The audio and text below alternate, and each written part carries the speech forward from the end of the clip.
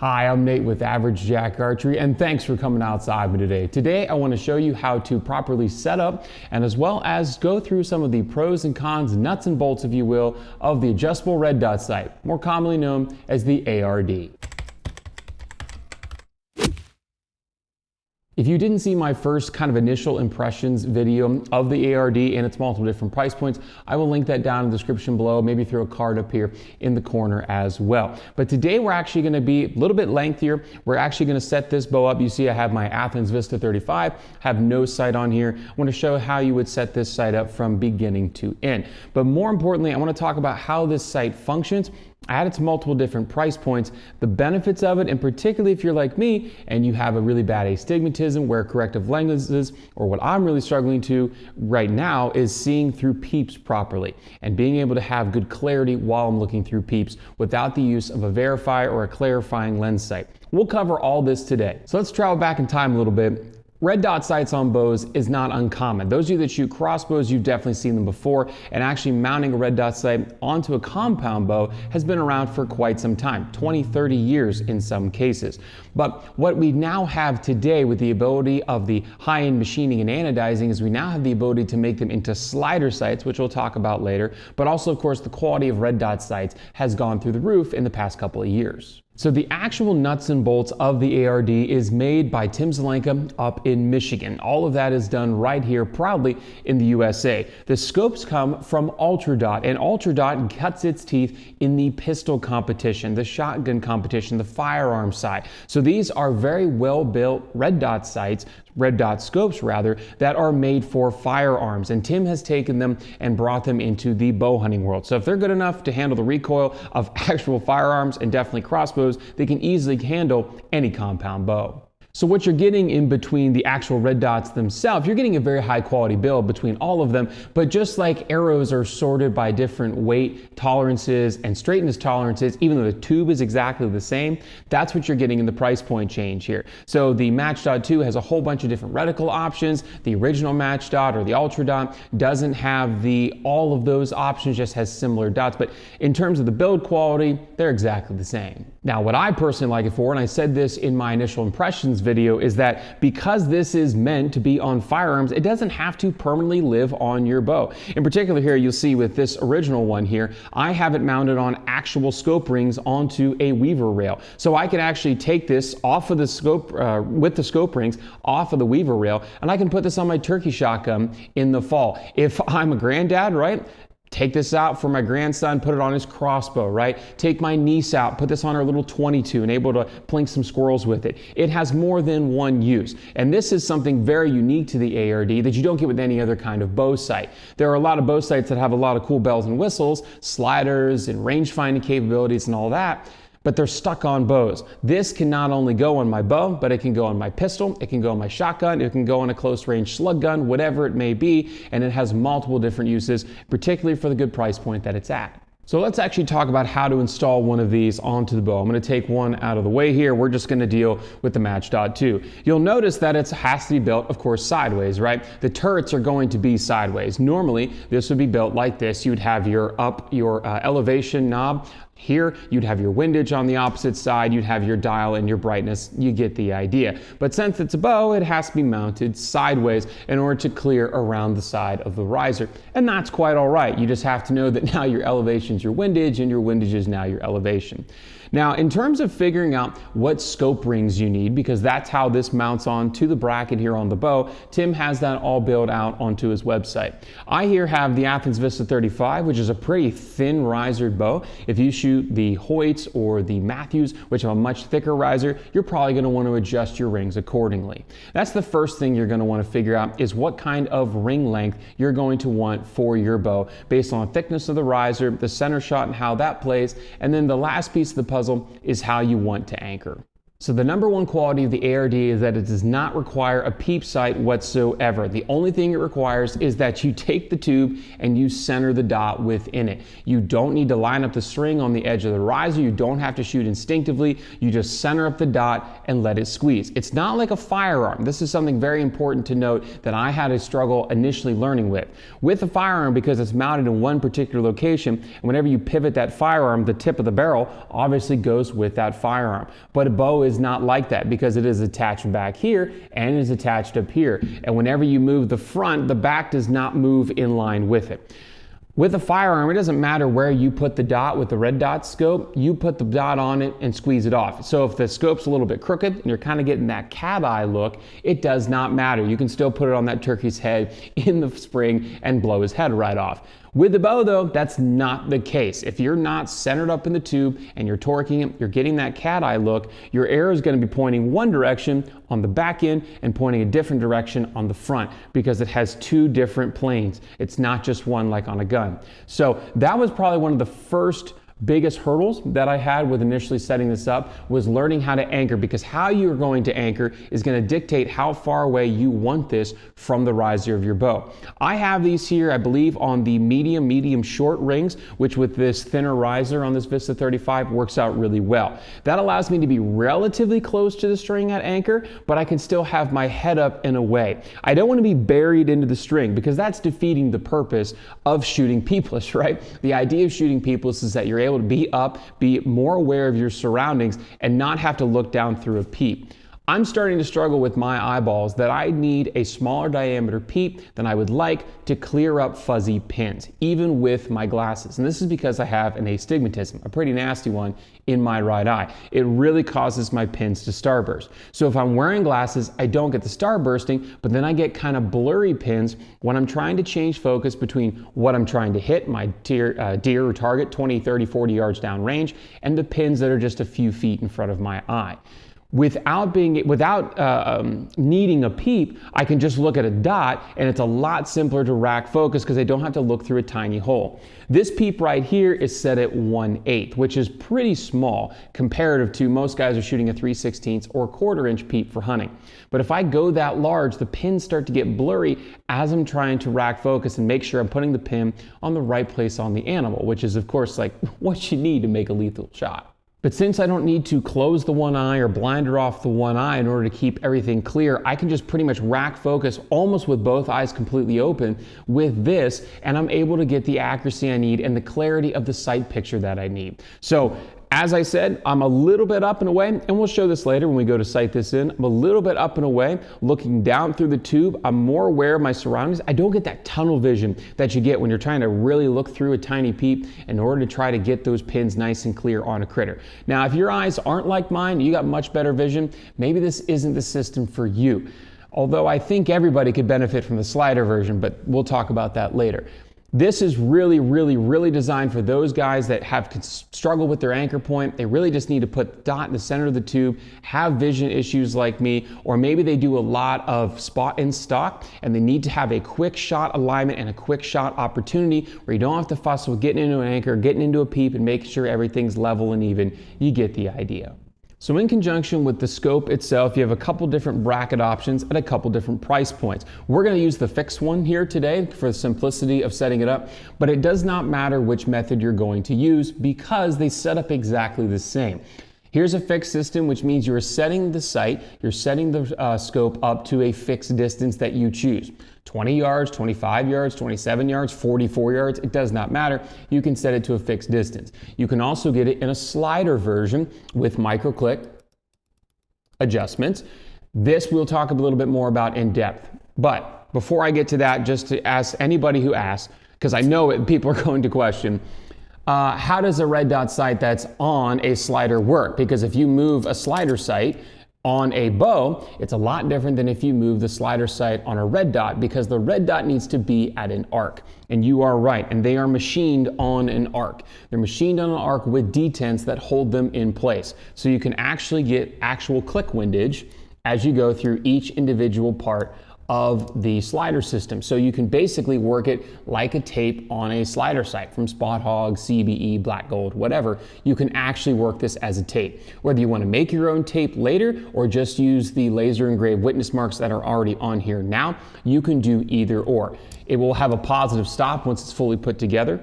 But this slider system, I think, is a little bit underrated. I think there's a lot of potential here compared to a lot of the other really expensive slider sights that are on the market, because you're getting a lot of different options with this as a slider system. Like I mentioned earlier, you can take the scope off and put it on a shotgun, put it on your kid's .22, put it back on your bow, and have it be built really well here with all the machining and anodizing, the detents and everything. It's more than just your standard $300 to $400 slider sight, high-end slider sight that's just stuck on bows. This has a little bit more to it, at least in my opinion. So I'm just going to mount this like I would any other bow sight. I'm going to put mine on the lower end because this bow isn't all that fast. I am going to, however, as you see here, any bracket style is going to have a big slit in the front and holes in the back. I'm going to go with the holes in the back towards the peep, towards the archer, and we'll explain why later. But I'm going to set these in the higher holes, which would move it further down the bow. And it doesn't matter if it's close or far away. With anybody that's ever shot a dovetail sight bow dovetail sight on their bow, for example, knows that they really want to use that dovetail to fine-tune that distance of the sight housing to the peep in relation to your eye. So you get a little bit of air around that sight housing in your peep, so that you get a good sight picture alignment. You don't have weird left and right misses. Since there is no peep being used with this, you don't really care how close or far it is from your eye. And if you do worry about the actual distance and how the brightness and the dot looks to your eye, you just change the brightness or the dot size on the scope itself. It's pretty clever. So as simple as this looks, that's all there is to it. Now you're going to take your scope. You have already mounted the rings, and if you've never put rings onto any type of scope before, it's not that complicated, but now you got to remember that you're going to mount it like this as you would mount it on an actual gun, like you're going to put it on a weaver rail base, but remember it's going to get mounted like this when you go to get it on the bow. So don't worry about the turrets being different oriented, just now you know that your windage is your elevation and your elevation is your windage. That also allows you to have full access when it's tilted like this to the brightness on off, as well as the different dot sizes or dot shapes. They will come with a fixed screw with an Allen key head. I'm going to use these wing screws just for the sake of the video, for the simplicity, so I can move it around a lot simpler. But once you get it locked in with those, you can then obviously use those Allen key screws and life will be golden and you won't have to fuss with it. This is just going to get mounted like any other scope. You're going to have your objective lens and you're going to have your eyepiece. And of course the eyepiece you want facing towards you. I'm going to start by mounting it just in this middle hole here on the back side of the bracket. And I'm just going to have it kind of loosely on here. Get it all the way wound in, but still plenty of play there. And then I'm going to mount it roughly here in the middle, as I try to look around the bow. Just going to round it roughly here in the middle of this front section. Again, these wing nuts make it really simple. But they're not ideal if you want to have it. Obviously in this case, this is a fixed sight, so it'll be permanently set to a particular yardage that you want. But there we have it on there loosely. And for all intents and purposes, that's pretty much it. But now we need to worry about the actual rough sighting in and getting this bow close so that when we go downstairs to the range, we don't send one 8 feet over the target. So in terms of a rough setting, where's a good place to start? Well, that middle is a great place to start, in particular if you know how fast your bow is going. You set this up on the cheese plate, so it's kind of roughly around where your regular bow sight would be for a 20-yard pin. But every single ARD is going to be tilted down. It's going to be tilted down towards the arrow as it's knocked onto the string when you draw. I don't understand the physics of that. Tim could definitely tell you a little bit more, but all of them are going to have a slight downward tilt to it. So I'm just going to start automatically with that. I would say no more than just a couple of degrees down. I'm going to go like there, like right around in there. So you see now that it's not perfectly parallel to my stabilizer, right? It has this downward cant to it. And Tim says that's a great place to start to kind of get that overall mass windage. So I'm going to lock these down a little bit tighter before I start the sighting in process. Also at this time, now I'm going to look down the string as it relates to the rest. Now, hopefully you have gone and already tuned your bow before you put this sight on here. So that way your bow is already ready to go. Like all this is a sighting in mechanism. You don't ever want to use a sight as your tuning method, right? That's not a really good way to tune the bow because the bow can only do what it can do, right? Your sight can move all over the place. So I never want to use a sight as a tuning method. So when I'm looking down here, my bow is already tuned. I shot a bullet hole through paper just the other day with my arrow. All I'm looking here is to make sure that I'm getting roughly close to the center right half, I should say, of the tube, just like I would with a pin sight. If you're a right-handed archer, it's very common to have your pins sitting left, sitting proud of your string when you look down your string. Once your bow is tuned, again, make sure you're already tuned and then you can go ahead and sight in. But once you sight in, it's very common for right-handed archers to have their pins set to the left of the string when you look down the back of the string.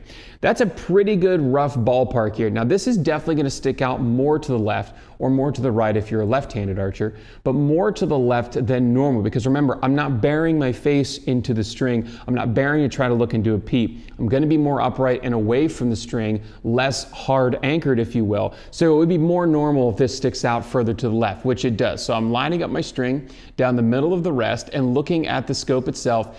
It's right on like the right third line. If I take that circle, that scope, and divide that scope into thirds, it's right on that right third line. That's perfect. That's a good place to start. If it's way out to the left, I might want to think about going to a shorter ring size. If it's way inside, I might be in too tight and I might be acting like I'm shooting with a peep again, which kind of defeats the purpose of using the sight. So let's take this downstairs to the range where the lighting is terrible and the echo is even worse, if you can believe that. And let's see if we can get this sighted in at 20 yards. All right, so now we're down here. Yes, I know that the audio is terrible. You don't have to tell me in the comments. Yes, I know the lighting is terrible. You don't have to tell me in the comments. I wish there was less echo. Yeah, I wish that we weren't in a giant concrete nuclear bunker either, but here we are. We are at a whopping 5-6 yards here away from the target. Got a nice big feeder spot down there. I'm going to set this here to about the third largest dot in about the 4 power brightness setting. All I'm going to do is I'm going to come back to anchor and we're going to see how far away we are. Now, we have the rings that are adjusted out to the left, but they're fixed, right? We can't move the whole sight. So everything now is going to have to come off of the pitch. Remember that 10-degree-ish or less angle of the scope itself for gross movement, and then we're going to have to move the individual dot inside using the turrets. But first and foremost, let's see how close we are here. Anchoring with this, you're going to see it's kind of weird. I'm like clear back in here, the draw length looks funky, but that's because this isn't about the draw length and the anchor, it's about centering the dot. It's a very, very different skill set almost to me than what I'm normally used to. However, shooting it, I haven't had a problem with accuracy for my normal hunting distances, you know, out to 35, 40 yards. So it's not going to look normal. It doesn't feel normal, at least for me, right off the get-go. But if you're struggling to see a pin sight, you're willing to try just about anything in order to be able to shoot again. So I'm just going to come back here, and again, I'm just going to anchor. And I'm just off to the left of the string. So that looks really good. Center the dot in the tube. And we're basically just high. We're maybe like ½ inch left, but we're just a little bit high. So we're going to move back a little bit. My PSE sign decided to take a hike apparently last night. So sorry, PSE, I'll have to fix that later. Here we are now closer to about 12 yards. I'm going to aim at the same spot. See what our distance looks like. Same deal, I haven't touched anything on the side. I'm just going to come back to anchor, put the center of the dot in the middle of the tube.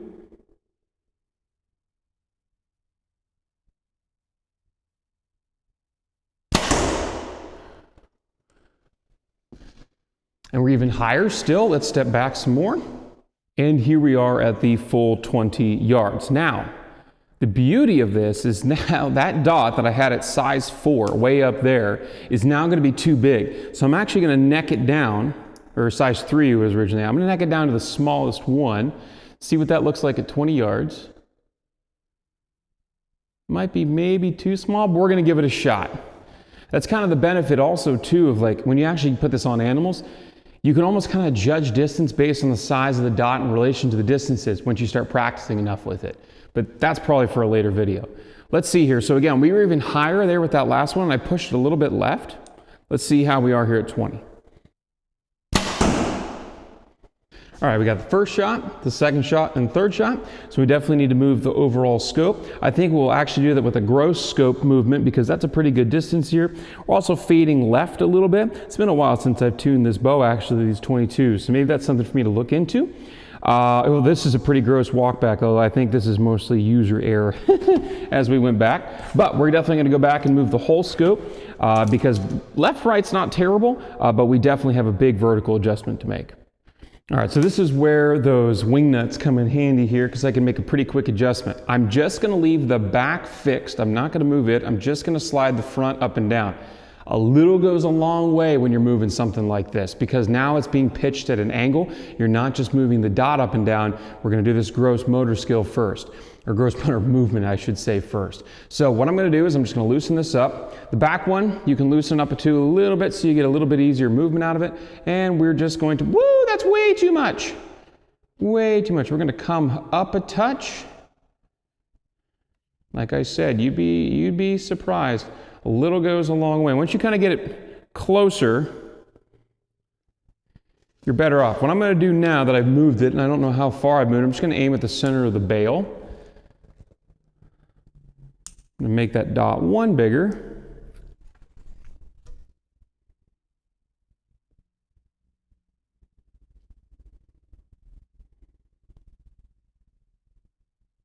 All right, so I need to move that down a little bit more. Not outlandish. Little can go a long way here.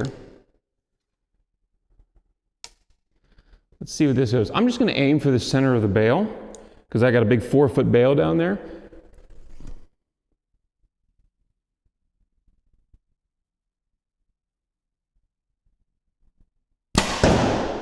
So I'm actually going to move the dot on the inside just to accommodate for that little bit of left movement that I'm getting. But remember, this is now a firearm sight, not a bow sight. So I'm not chasing the arrow. I actually am going to push the dot in the direction that I want it to go. Now, this is my up and down turret. So remember, up is going to go left here and down is going to go right. I need it to go to the right. So I'm going to go in the opposite direction of up and I'm just going to give it a whole bunch of clicks. See what that does. Remember, scopes are built off 1/4-inch MOA at 100 yards. Most of them are. So that means it takes 4 clicks at 100 yards to go 1 inch. We're at 20 yards, so we're at 1/5 of that distance. So what does that take, 20 clicks? Who knows? To go 1 inch? Who knows? It's also a bow. There's a lot more shoot area than there's with a firearm. But we moved a whole bunch of clicks there. I'm going to aim at the center of that big yellow FITA spot down there, or USA spot rather.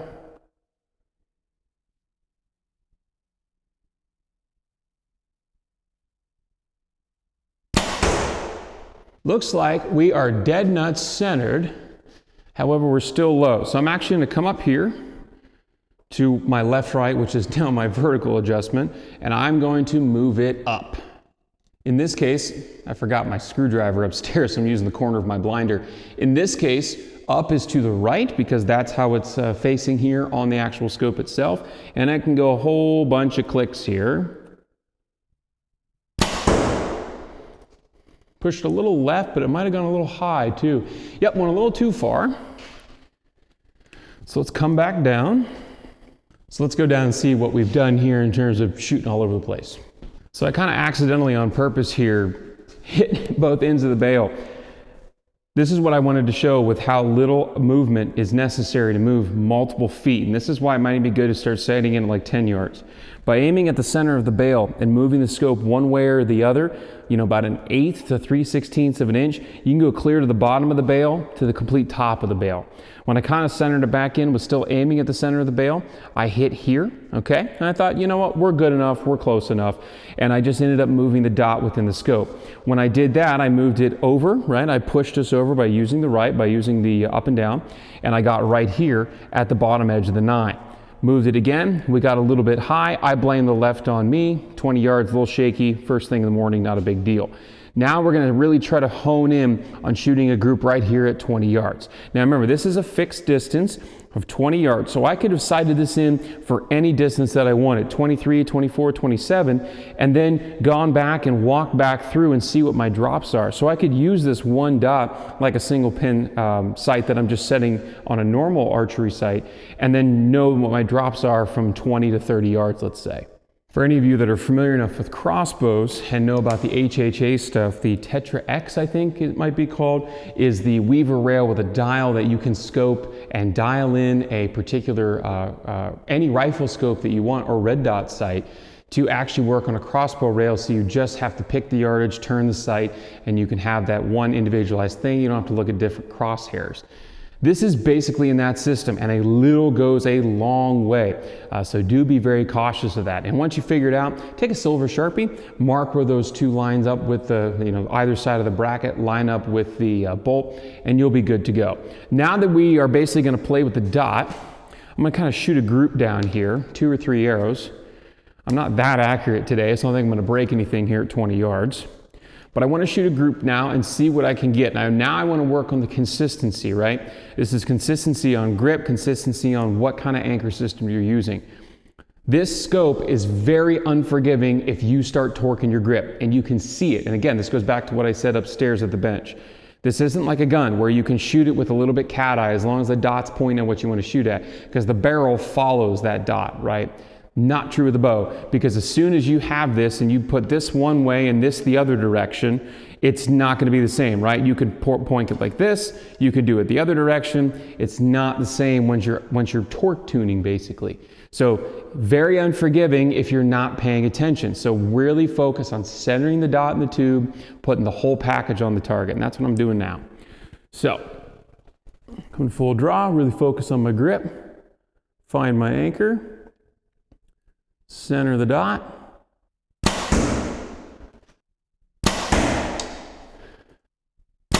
That's tall, yep.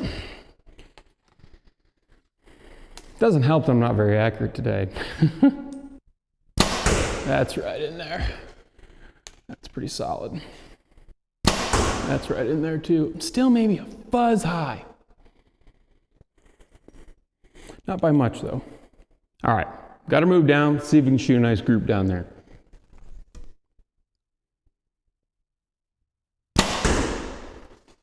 Solid.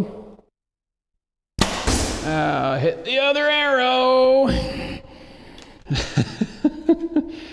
Oh, they were slapping together there a little bit. I'll make this dot one click smaller. It's a little too big. All right, let's see if we can't center punch this one.